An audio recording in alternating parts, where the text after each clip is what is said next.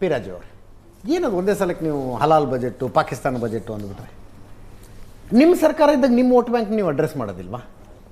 ಈಗ ಮೊನ್ನೆ ಲೋಕಸಭೆಯಲ್ಲಿ ನಿರ್ಮಲಾ ಸೀತಾರಾಮನ್ ಬಜೆಟ್ ಮಂಡಿಸಿದ್ರಪ್ಪ, ಬಿಹಾರ ಅಟ್ಸಲ ಅಂತಂದ್ರೆ ಯಾಕೆ ಬಿಹಾರ್ನಲ್ಲಿ ಎಲೆಕ್ಷನ್ ಇದೆ ರೀ? ನಿಮ್ಮ ರಾಜಕೀಯ, ನಿಮ್ಮ ವೋಟ್ ಬ್ಯಾಂಕು ನಿಮಗೆ ಇಂಪಾರ್ಟೆಂಟ್ ಆಗುತ್ತೆ, ಅವ್ರ ರಾಜಕೀಯ ಅವ್ರ ವೋಟ್ ಬ್ಯಾಂಕನ್ನು ಅವ್ರು ಮರೆತು ಬಜೆಟ್ ಮಂಡನೆ ಮಾಡಬೇಕು ಅಂದರೆ ಹೆಂಗದು? ಮೊದಲನೇದಾಗಿ ಈ ಬಜೆಟ್ ಪ್ರಾರಂಭ ಏನು ಮಾಡಿದ್ದಾರೆ, ನಾವು ವಿತ್ತೀಯ ಶಿಸ್ತನ್ನು ಕಾಪಾಡಿಕೊಂಡಿದ್ದೀವಿ ಅಂತೇಳಿ ಏನು ಹೇಳಿದ್ದಾರೆ, ಕ್ಲಿಯರ್ ವಯೋಲೇಷನ್ ಇದೆ. ರಮೇಶ್ ಬಾಬು ಅವರು ಇದ್ದಾರೆ. ಇದೇ ಸರ್ಕಾರನೇ ಪ್ರಿಂಟ್ ಮಾಡ್ಕೊಳ್ಳುವಂತಹ ಪುಸ್ತಕ ಫಿಸ್ಕಲ್ ರೆಸ್ಪಾನ್ಸಿಬಿಲಿಟಿ ಆ್ಯಕ್ಟಲ್ಲಿ ರಾಜಸ್ವ ಕೊರತೆಯನ್ನು ಶೂನ್ಯವಾಗಿಸುವುದು.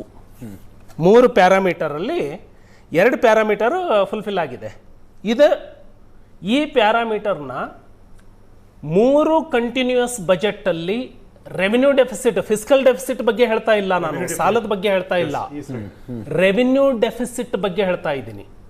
ರೆವಿನ್ಯೂ ಡೆಫಿಸಿಟ್ ಅಂದರೆ ಸಂಬಳ, ವೇತನ, ಪೆನ್ಷನ್ನು ಮತ್ತು ಸಾಲ, ಬಡ್ಡಿಯ ಮರುಪಾವತಿ, ಇದಕ್ಕೆ ಕೊಡೋದಕ್ಕೆ ಸಾಲದ ಹಣವನ್ನು ಬಳಸಿದ್ದಾರೆ.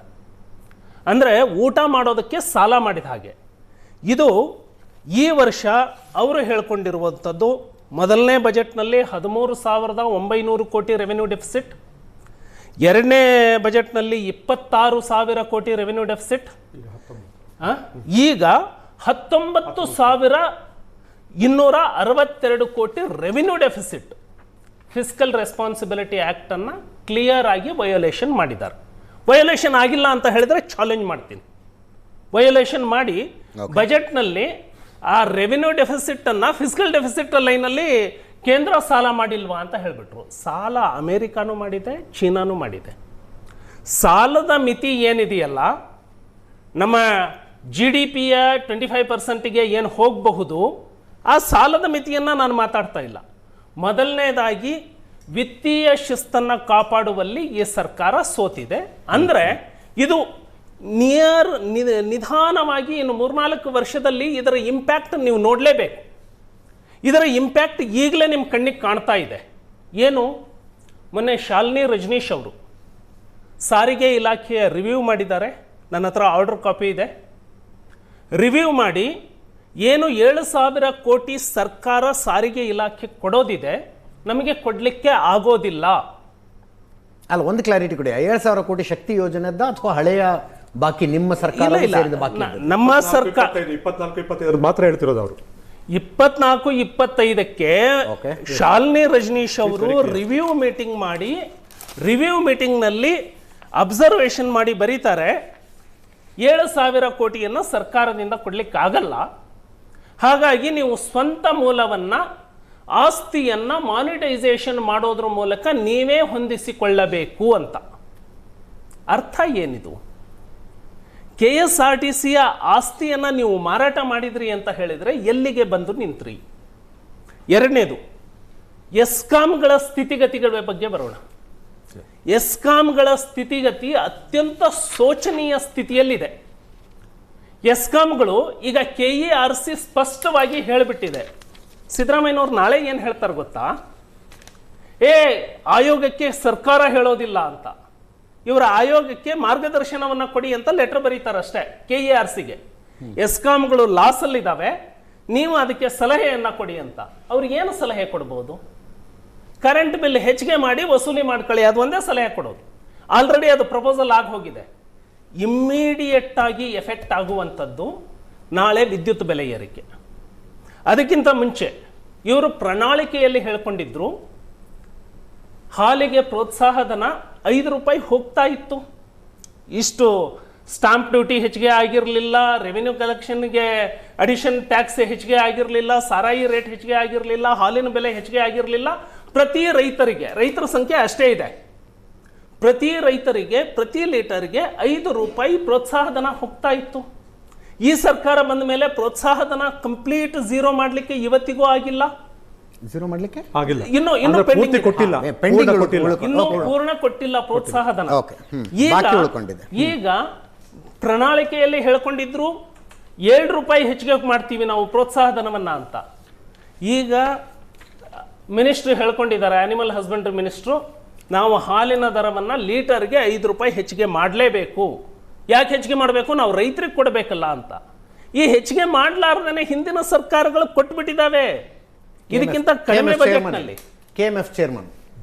ಸೊ ಹಾಗಾಗಿ ಈ ಸರ್ಕಾರ ರೆವಿನ್ಯೂ ಡೆಫಿಸಿಟ್ ಅನ್ನ ಮತ್ತಷ್ಟು ಕಡಿಮೆ ಮಾಡಬೇಕು ಅಂತ ಹೇಳಿ ಹೋದರೆ ಜನಸಾಮಾನ್ಯರ ಮೇಲೆ ಇನ್ನೂ ಹೆಚ್ಚಿನ ತೆರಿಗೆಯ ಹೊರೆ ಬೀಳತ್ತೆ. ಇದಕ್ಕೆ ಇವರು ಸೆಸ್ಗೆ ಹೋಗ್ತಾರೆ, ಪೆಟ್ರೋಲು ಡೀಸೆಲ್ಗೆ ಸೆಸ್ಗೆ ಮತ್ತೆ ಅಡಿಷನಲ್ ಆಗಿ ಹೋಗ್ತಾರೆ. ಸ್ಟಾಂಪ್ ಡ್ಯೂಟಿಯನ್ನ 4-5 ಪಟ್ಟು ಹೆಚ್ಚಿಗೆ ಮಾಡಿದ್ದಾರೆ. ಪ್ರಾಪರ್ಟಿ ಟ್ಯಾಕ್ಸ್ನ ಈಗಾಗಲೇ ಮಿತಿಮೀರಿ ಹೆಚ್ಚು ಮಾಡಿಬಿಟ್ಟಿದ್ದಾರೆ. ಮತ್ತೆ ಎಕ್ಸೈಸ್ ಡ್ಯೂಟಿಯನ್ನು ಹೆಚ್ಚು ಮಾಡ್ತೀನಿ ಅಂತೇಳಿ ಯೋಚನೆಯನ್ನು ಮಾಡ್ತಾ ಇದ್ದಾರೆ. ಜನಸಾಮಾನ್ಯ ಎಲ್ಲಿಯವರೆಗೆ ಬೇರ್ ಮಾಡಬಹುದು? ಸ್ಟಾಂಪ್ ಡ್ಯೂಟಿ 30% ಸರ್, ದೇವ ಹ್ಯಾಕಡ್ 30% ಸ್ಟಾಂಪ್ ಡ್ಯೂಟಿಯನ್ನು ಹೆಚ್ಚಿಗೆ ಮಾಡಿದ್ದಾರೆ. 4 ಲಕ್ಷ ಕೋಟಿ. ಸೊ ಸಾಲ ನಮ್ಮ ಬಜೆಟ್ ಗಾತ್ರ ಇರುವಂಥದ್ದು 4 ಲಕ್ಷ ಕೋಟಿ. ಬಟ್ ನಮ್ಮ ರಾಜ್ಯದ GSDP ಇರುವಂಥದ್ದು 40,000 ಕೋಟಿ. ಹಾಗಾಗಿ ಬರೀ ಬಜೆಟ್ನಿಂದಾಗಿ ಅಲ್ಲ ಇನ್ಕಮ್ ಬರುವಂಥದ್ದು, ಸಾಫ್ಟ್ವೇರ್ನಿಂದ ನಮಗೆ ದೊಡ್ಡ ಪ್ರಮಾಣದಲ್ಲಿ ಬರ್ತಾ ಇದೆ. ಬಿಟ್ಟರೆ ಇಂಡಸ್ಟ್ರಿಯಲ್ ಸೆಕ್ಟರ್ ಕಂಪ್ಲೀಟ್ ಕುಸ್ತಿದೆ. MSMEಗಳು ಅವರೇ ಕೊಟ್ಟಿರುವಂತಹ ಎಕನಾಮಿಕ್ ಸರ್ವೆ ರಿಪೋರ್ಟ್ನಲ್ಲಿ ಕಳೆದ ಬಾರಿ 7% ಗ್ರೋತ್ ಇತ್ತು, ಈ ಸಾರಿ 5% ಗ್ರೋತಿಗೆ ಬಂದಿದೆ. ಆಯ್ತು ರೀ, ನೆಗೆಟಿವ್ ಗ್ರೋತ್ ಅಲ್ಲಿ ಇದ್ದ ಕೃಷಿ ಪಾಸಿಟಿವ್ ಗ್ರೋತಿಗೆ ಬಂದಿದೆ. ಅಲ್ಲ, ಕೃಷಿ ಅಲ್ವಾ? -4 ಅಲ್ಲಿ ಇದ್ದದ್ದು 4. ಕೃಷಿಯಲ್ಲಿ ಯಾವ ಯೋಜನೆಯಿಂದ ಪಾಸಿಟಿವ್ ಬಂದಿದೆ ಅಂತ ಮಳೆ ಎಲ್ಲಾ ಡ್ಯಾಮ್ಗಳು ತುಂಬಿದವು ಅನ್ನೋದಕ್ಕೆ ಬಂತು. ಸರ್ಕಾರದ ಇಂಪ್ಯಾಕ್ಟ್ ನೇರವಾಗಿ ಇರುವಂತದ್ದು ಯಾವ್ದು ಗೊತ್ತಾ? ಸರ್ವಿಸ್ ಟ್ಯಾಕ್ಸ್ ಮೇಲೆ, ಮತ್ತೆ ಸರ್ವಿಸ್ ಸೆಕ್ಟರ್ ಮೇಲೆ, ಇಂಡಸ್ಟ್ರಿ ಸೆಕ್ಟರ್ ಮೇಲೆ. ಇಂಡಸ್ಟ್ರಿ ಸೆಕ್ಟರ್ ಕೊಲ್ಯಾಪ್ಸ್ ಆಗಿದೆ ಅಂದ್ರೆ ಅದು 2-3% ಜಾಸ್ತಿ ಗ್ರೋತ್ ಆಗುವಂಥದ್ದು. ಇಂಡಸ್ಟ್ರಿ ಸೆಕ್ಟರ್ ಕುಸ್ತಿದೆ ಅಂದ್ರೆ ಏನು ಕಾರಣ ಇರ್ಬೋದು? ಪಕ್ಕ ಮಹಾರಾಷ್ಟ್ರಕ್ಕೆ ಹೋದ್ರೆ 1 ಯೂನಿಟ್ಗೆ 3 ರೂಪಾಯಿಗೆ ಕರೆಂಟ್ ಸಿಗುತ್ತೆ ಇಂಡಸ್ಟ್ರಿ ಅವನಿಗೆ.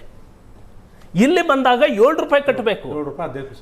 ಒಬ್ಬ ಫಾರಿನ್ ಡೈರೆಕ್ಟ್ ಇನ್ವೆಸ್ಟ್ಮೆಂಟ್ನವನು ಇಲ್ಲಿ ಕರ್ನಾಟಕಕ್ಕೆ ಯಾಕೆ ಬರ್ತಾನೆ?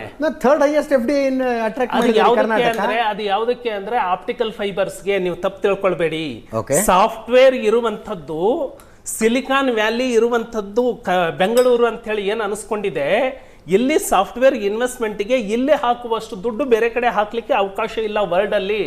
ಹಾಗಾಗಿ ಎಷ್ಟೇ ಜಾಸ್ತಿ ಆದ್ರೂ ಬಜೆಟ್ ಭಾಷಣದಲ್ಲಿ ಬಂತ್ರಿ, ಈಸ್ ಆಫ್ ಡೂಯಿಂಗ್ ಬಿಸ್ನೆಸ್ ನಲ್ಲಿ ನಾವು ಚೆನ್ನಾಗಿದ್ದೀವಿ, ಇಡೀ ದೇಶದಲ್ಲಿ 3ನೇ ಅತಿ ಹೆಚ್ಚು ವಿದೇಶಿ ನೇರ ಬಂಡವಾಳ ಬಂದಿದ್ದು ಕರ್ನಾಟಕಕ್ಕೆ. ಮತ್ತೆ ಯಾಕೆ ಬರ್ತಾರೆ? ಮೊದಲು ಎಷ್ಟರಲ್ಲಿ ಇದ್ರಿ? ಮೊದಲನೇ ಸ್ಥಾನದಲ್ಲಿ ಇದ್ರಿ. ಮೊದಲನೇ ಸ್ಥಾನದಿಂದ 3ನೇ ಸ್ಥಾನಕ್ಕೆ ಹೇಗೆ ಬಂದ್ರಿ? Foreign direct investment. Foreign direct investment ಅಲ್ಲಿ ನೀವು ರೇಷಿಯೋ ನೋಡಿದ್ರೆ ಆಪ್ಟಿಕಲ್ ಫೈಬರ್ದು 70% ಇದೆ, ಉಳಿದಿರುವಂತದ್ದು ಕಡಿಮೆ ಇದೆ. ಅಂದ್ರೆ ಸಾಫ್ಟ್ವೇರ್ಗೆ ಅನಿವಾರ್ಯವಾಗಿ ಇನ್ವೆಸ್ಟ್ ಮಾಡಬೇಕಾಗಿದೆ. ಸಾಫ್ಟ್ವೇರ್ 1ರಿಂದ ಸರ್ವಿಸ್ ಟ್ಯಾಕ್ಸ್ ನಲ್ಲಿ ದೊಡ್ಡ ಪ್ರಮಾಣದ ಟ್ಯಾಕ್ಸ್ ಬರ್ತಾ ಇದೆ, ಬಿಟ್ರೆ ಬೇರೆ ಫೀಲ್ಡ್ ನಲ್ಲಿ ನಿಮಗೆ ಬರ್ತಾ ಇಲ್ಲ. ಹಾಗಾಗಿ ನಾನು ಹೇಳುವಂತದ್ದು